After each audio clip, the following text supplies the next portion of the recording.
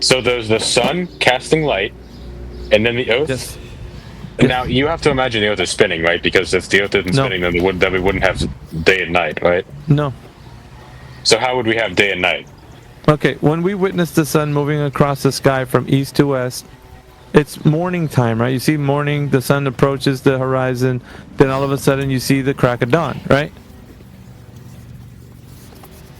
So I said that one more time. I phased out. When you see this, you phased out. When you see the sun moving across the sky, you see it approach morning, right? Then the crack of dawn, you see the sun, and then it peaks over the horizon, and you see the sun. So it moves across the sky from east to west. Yes. Okay. So if we were going off direct observation, it would look like the sun is orbiting the Earth, right? Do you believe that because of the direct observation? Yeah, orbiting. That's a pretty strong word. Okay, right orbiting's bad. So circling around. just moving. No, well, even that. I would say moving across the sky from east to west. That's Okay. pretty straightforward. Okay, I'll align with that definition. That's like it appears to. Don't add anything other than what you see. What you see is exactly what you get. Yeah, and it just depends where you're. It just depends where you're at. That's all I'm saying. It depends where you're at, what you witness. That's what you see it doing. You're not going to take anything away or add anything. You're just seeing what it does. Mm-hmm. And I'm not saying that in a 24-hour sun you don't see that, but in this particular instance where you live, it could be just moving across the sky, from horizon to horizon. Sure. Okay. I think that's every question I have right now. So I think I'm sure there's, as you mentioned, there's other people who are itching to comment. So let's let them have a chance. Thank you for your time. Yeah, well, appreciate your time. Thank you for being receptive to the information we have. I'm always happy to learn. Yeah, I just wanted to make a small comment, which is, you said this was low on your truth value meter, but I think if it is the case, let's just say hypothetically, if there's any possibility that what we're saying here is true, that the globe model is a failure, would that put it higher on your truth, whatever you called it, recognition? Well, in and of itself, it might not, but the question of why is this not being told as it is might be a value of truth that would concede it. So usually it's not the fact itself, but it's the follow-up consensus that would be relevant. So I would answer that yes, but not necessarily in that context. Right, the implications of it, right? Yeah. So even the fact that there's a possibility, you're not sitting here totally sure that you live on a spinning globe anymore, so even the fact that there's a possibility that might not be the case would hopefully lend it in your mind to follow down that road longer, I would hope. Yes, same. Oh. We've had astrophysicists and astronomers come in here and talk about the data. It's all about interpretation. It's 50-50 for them. And these are the experts. The guys who come in here who study this stuff, master's degree. I think it's the highest. A couple doctorate candidates or whatever. And they say it's really a coin flip. You could interpret everything the same way and just come up with geocentric. Interesting. I guess I have one more question. There's some people posting AI verses in this chat, and I think some of them are being deleted because there's some, I don't know exactly why, but I know some of you are posting contrary verses. Essentially, if you ask ChatGPT to refute a point, it's always going to be able to do that, whether it agrees with it or not empirically. So just so you guys know how AI works, I know some of you are a little bit older, and I'm not dumbing this into it. It's just you can always find ChatGPT a way. ChatGPT will always be able to contradict itself. Oh yeah, that's the best part about it is that they said a lot of globalists said this technology will solve the problem. It will clear up all these flat Earth misconceptions, and you can get it to argue for flat Earth. Yeah, the important thing though is when you ask it to state what logic is and all this, it will give you the information. It's just giving you information. It's not forecasting the future or anything like that. It's not. You shouldn't use it for a crystal ball. All right. So what it does do is it collects information and it gives it to you. Right. So what it does is a fancy way to do that. Instead of you having to Google something and search for it, it's doing that for you. So when it does that, it packages everything up. And then you could say, well, I'm a solipsist, and I want you to be one too. Let's have a discussion. So it will turn its logic off and use that kind of reasoning, which is not reasoning and then it'll talk to you like a solipsist. So it does the thing that's required for you that you want it to do, right? But it still gives you the information that the internet has about a topic. That's all it's doing. Like, for goodness sakes, people. What's the logic about solipsism?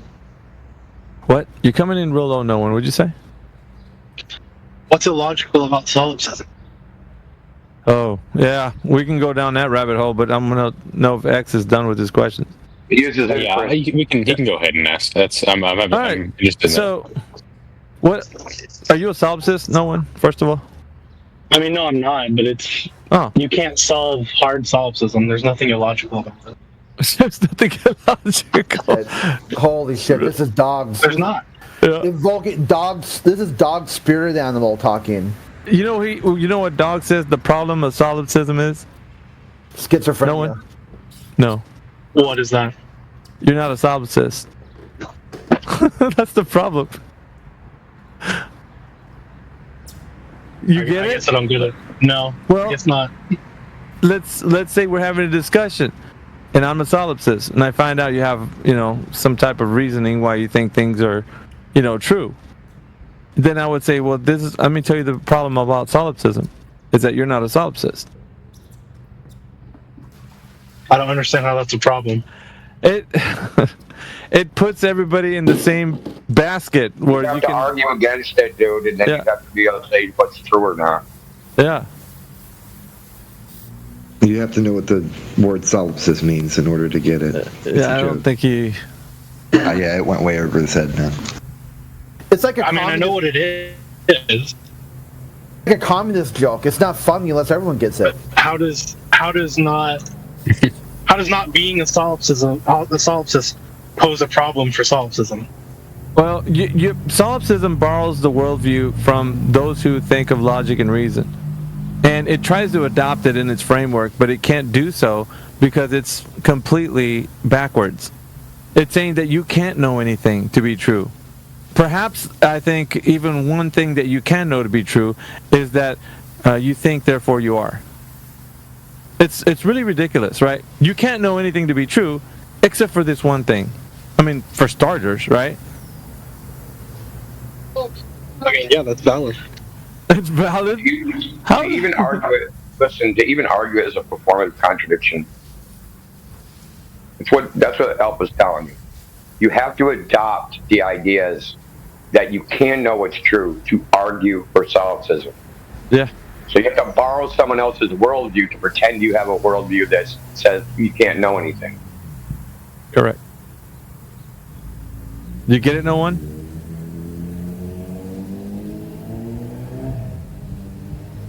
I mean, I agree it's absurd, but it's not illogical. What do you mean it's not illogical? I just told you it's a built-in contradiction. It doesn't have a built-in contradiction. Yes, it does. I just gave it to you. I just gave it to you.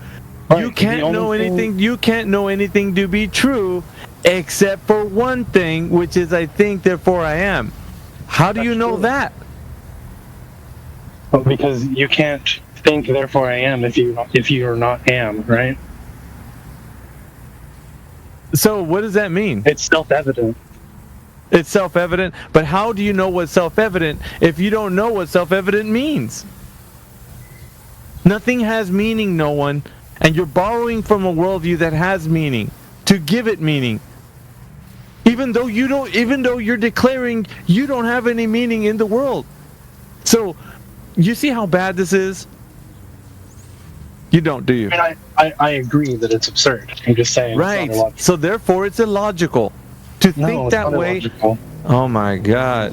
Because dude, you can't be certain of anything other than the fact that you exist. and how is that logical? You tell me, how is that logical? If you can't know anything except for that one thing.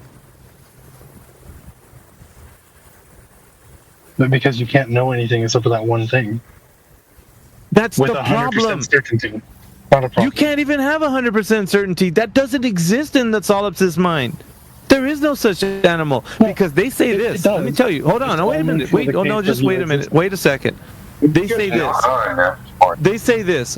They could be schizophrenic and not even know it. That's what gives them the reason to say they can't know anything to be true, because they could be a brain in a jar. Now tell me, how could a brain in a jar know that they can think, therefore they are? How is that logical? Because that brain is thinking. Really? It's impossible to think if you aren't, right? So that brain is thinking is your answer.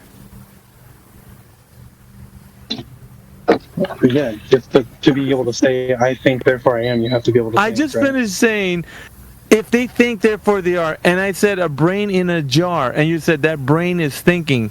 You just gave something that would be completely illogical, the ability to have consciousness. Now, if that's not illogical, I don't know what is. You don't see the disconnect.